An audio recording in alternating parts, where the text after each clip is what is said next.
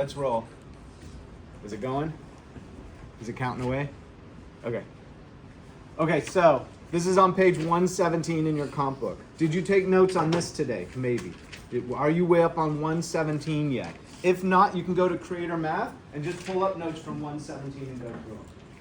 For me, I'd rather you take the notes first and then listen to this with the notes already done. Why? If you're trying to write and listen to me at the same time, it's really difficult.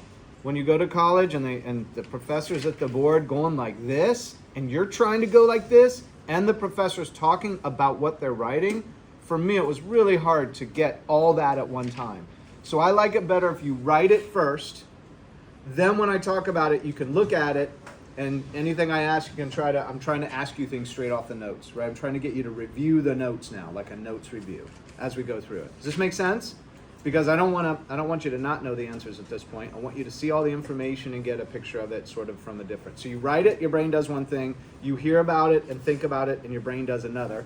And then you go through Schoologies and do the homeworks, and that's another access to it, right? So you're trying to access the content in different ways, and then we'll have the activities we do through the semester where you can access it yet another way, right? So this is page 117. It's rigid motions number 6. It's the 6th lesson in the unit on rigid motions. It's technically not a rigid motion, but I had nowhere to put this and I wanted to squeeze this lesson in, so I squeezed it into rigid motions. It's called stretching and shrinking. And I made that name up too because that's the way it looks to my brain. So first things first, question. How can we think of a graph pulled vertically or horizontally to produce a stretched or compressed graph? Okay, use your arm or your finger or your hand or some gesture. Show me what horizontal is. That's right. That's right. That's right. What else? What's horizontal? That's right. What are you most likely to mix horizontal up with? If you're going to mix up horizontal with something, what are you going to mix it up with? Vertical. Show me vertical with a hand or an arm or something, right? That's right, that's right. How do you remember that this, everybody go like this. Go like this. Go like this. Go like this. Go like this. Say horizontal. Everybody say horizontal. How do you remember this is horizontal? The horizon. Yeah, you stand it, imagine yourself down at the beach, which I hope you get to do on a regular basis every year. Go to the beach a couple times. I hope you do. If not, figure out a way to go with a friend or something. Stand on the sand, and if you're lucky enough to be there at sunset, and you're looking out at the Horizon. Everybody say horizon. Horizon. That's how you remember horizontal is horizon. You remember horizontal is this way because that's the way the horizon is. Does this make sense? I'm trying to say it right, but my words aren't coming. Does this make sense? Will it help you remember? And then once you remember this is horizontal, then this is vertical. Is this okay? Okay, so you're stretching. Somebody stretch. Show me what stretch is. Right? Right. Go like this. Everybody stretch. Go stretch. You're going to do that with a graph. Now, this is a strange looking graph to you. You may have never seen it before. And I'm going to ask you to use a technical tool, Desmos.com. So on your device right now, open a new tab. Open a new tab. Open a new tab. Everybody do it. Go quickly. Open a new tab. Open a new tab. Go to Desmos.com. You're going to use this in later years in your math classes. We're only going to do a brief introduction to it. Click the button at the top that says graph. Graphing calculator. Click graphing calculator. Go. New tab. Desmos.com. New tab, Desmos.com. Go, miss. Go. New tab, please. New tab, new tab, new tab. Go. Go quickly. Go quickly. Right here, Desmos.com, and click graphing calculator. I said click graph, but it's actually a button right at the top. It says graphing calculator. We're going to use all tech for this. There's no hand graphing on this one. Okay? I want you to type your first graph, y equals sine, S-I-N, x. If you didn't know that this was pronounced sine, everybody say sine. Sine. If you didn't know it was pronounced sine, how would you read it? Sin. Sin, right? When I was in geometry and I started seeing the word sin, where did I think I was all of a sudden? Church. And I was like, what is going on? If you look at your calculator on your phone right now, everybody open your phone, go to the calculator, open your phone, go to the calculator, go quick. Go quickly, open your phone, go to the calculator, turn it sideways. turn your phone sideways. Yeah, turn it sideways. Wait, why isn't it working? Yeah. Do you see the word sine? Yeah, right? And I was looking at my calculator, follow along. I was looking at my calculator going, why is there sin on my calculator? Right? I'm not in church, I'm in math class. How in the world did we cross over, right? Because when I was a kid, my parents made me go to church every week. Anybody, your parents make you go every week? Right? And the preacher's always talking about two things. One, go to heaven or hell. Two, you're not allowed to sin. Right? And so why is it on your calculator? So it's pronounced sine, and it is a function. Everybody say function. And this is going to be a crash course. You're not going to deal with this again until algebra maybe, and algebra 2 you'll deal with it a lot. Okay, so this is just sort of a preview. But it works good for stretching. We're going to use it to show stretching in terms of a graph. Just like you did when you went, you stretched. We're going to stretch this graph. All right, did you type in y equals sine x? Did a graph? Did a graph? Good. Do it. Did a graph? No, open a new tab. Open a new tab. Go. Good. Good. Good. Good. Carl, you got it? Type y equals sin x. Good. Okay. Good. Good. Help your neighbor out, please. Help your neighbor out. Are you doing it? New tab. Hurry. Hurry. Did you do it? New tab. Go quickly. Good. Good. Good. Now, click. For those of you that got it, Noah, click graphing calculator. Click graphing calculator. Come on, you guys, go quicker. Desmos.com. Desmos.com. Go quicker. Go, keep up. Desmos.com, and then click graphing calculator. Here, I should just correct it right up here. Click graphing calculator button. It's right in the middle. All right, type in y equals sin x, or as we pronounce it now, sine x, okay? And it gives you this. It gives you this graph. Now, I just did a portion of it. The graph on your screen's going forever, right? Remember when the preacher's talking about heaven and hell? What's happening? Frustrating, huh? DESMOS.com. Those spaces. Did you graph it? Type in y equals sine x. Type. Oh, do you see, if you're having trouble typing, do you see the keypad down in the bottom? It'll bring up, it's a button in the bottom left. It'll bring up a keypad and you can click off of the keypad. It might actually have the word sine already spelled out for you. Or you can type sine, S-I-N. Okay, now don't erase the one you have.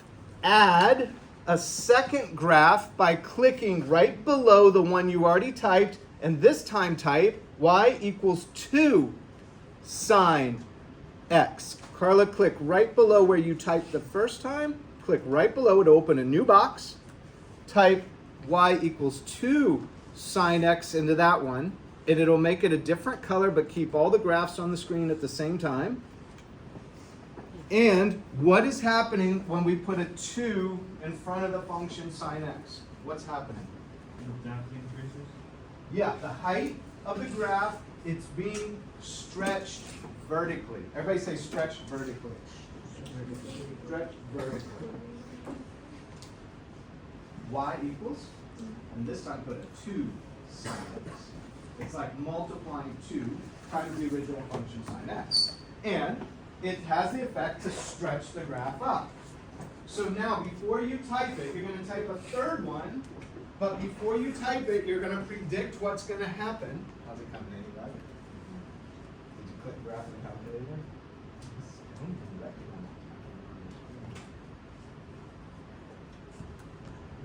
Maybe reboot. That's all I can say. You know, my tech skills are turn the thing off and turn it back on. Okay, you're going to predict. You're going to do a third one. But this one, you're going to put a fraction in front of the sine x. You're going to put a 1/2. Before you do it, don't do it yet. In your mind, what's going to happen? It's going to do what vertically? What's it going to do? Predict. So look, what happened with this one? Sine x was your first one. You multiplied it by 2, and what happened? What happened when you multiply by 2?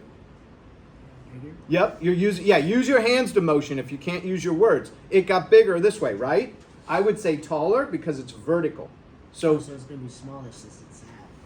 So his prediction is, Elijah's predicting that it's going to be smaller because it's 1/2. It's not multiplying by 2, it's dividing by 2 now. So now, open the third one, do a third one. This time do a fraction, 1 divided by 2 or 1 over 2. Use the fraction button or some way to get that in there.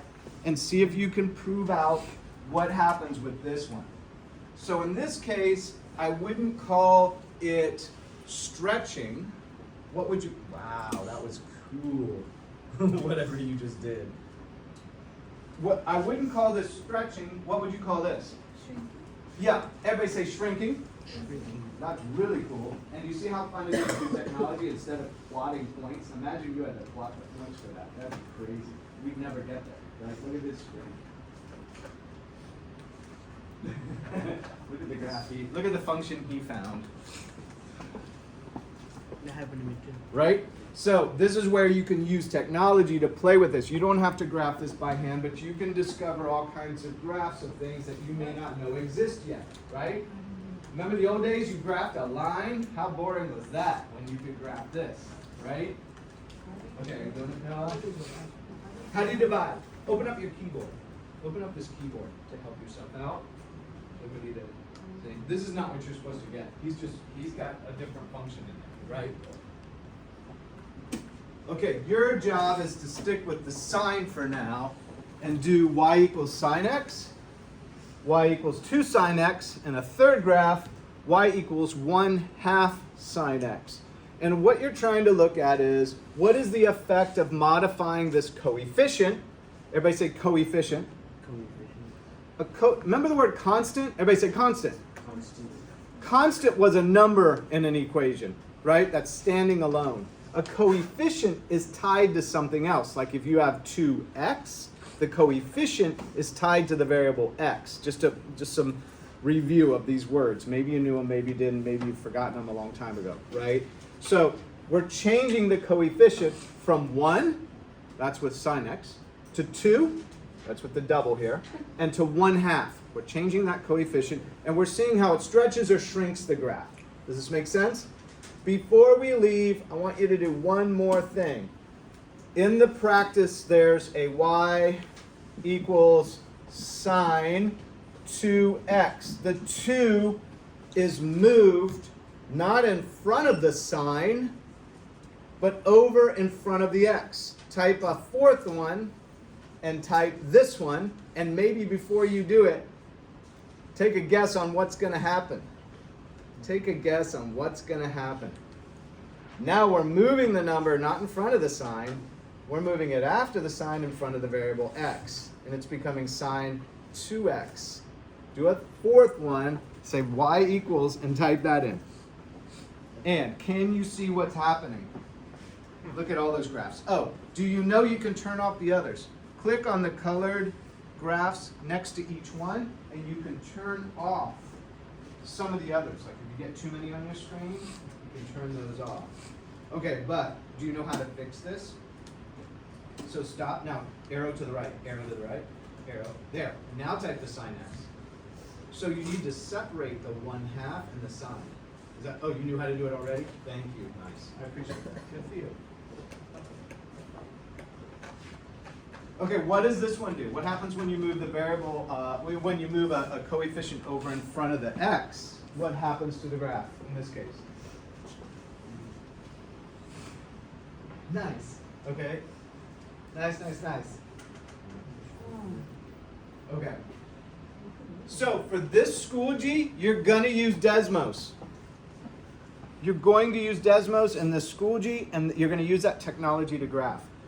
In the old days, theoretically, if you were in a middle school math class and you were plotting points, you were doing those points by hand. You were doing 1 point, another point, and then connecting them, and it made a picture. At some point, thank goodness, we can leave that, and you get to use technology to just graph the whole thing for you right off the bat. You can see the whole picture. Do you remember any of the old graphs that you used to do? You can type those right into Desmos. It'll graph it all for you. Did you know this existed, and did you use Desmos? Who's used Desmos before? Okay, nice, thank you. At least 2 people. So anytime your teacher in math starts talking graphing, if you can remember Desmos, pull that up and start using that tool to help you graph, right? Let me review just really quickly before I end. What else is in this lesson right here? It is included. Use the graphing program, Desmos, DESMOS.com, to graph a function. Y equals sine x, y equals 2 sine x, and y equals 1/2 sine x to see a graph stretched vertically and shrunk vertically, or stretched and shrunk, right, vertically. So, vocabulary, stretch, to extend a shape. Yeah, I try to work in the idea of dilation in this, but I'm not sure it's a good idea now that I look at it, so I'm going to kind of skip that for a moment. But shrink is to reduce the shape in one direction, being either vertical or horizontal in this case. Scale factor is the amount of the increase. If it's 2, how much did it increase the graph? By a factor of 2. In this case, doubled it. That would be your scale factor or zoom factor. By putting a half in front of it, it shrunk it in half. That would be your scale factor, 1/2. Back to the our dilation discussion. That part does translate well. We went over horizontal, vertical. We also have homework problems for you to do. You can do y equals cosine x, y equals cosine 2x, and y equals cosine 0.5x. That's another function. And tan x. By the way, we'll do the trig functions, sine, cosine, and tangent for triangles. We'll do the first lesson when we come back after winter break, when we do semester 2. I know, can you think semester 2? Can you think winter break and then we come back and there's semester 2? That'll be our first thing what we do, first topic. Okay, stop that.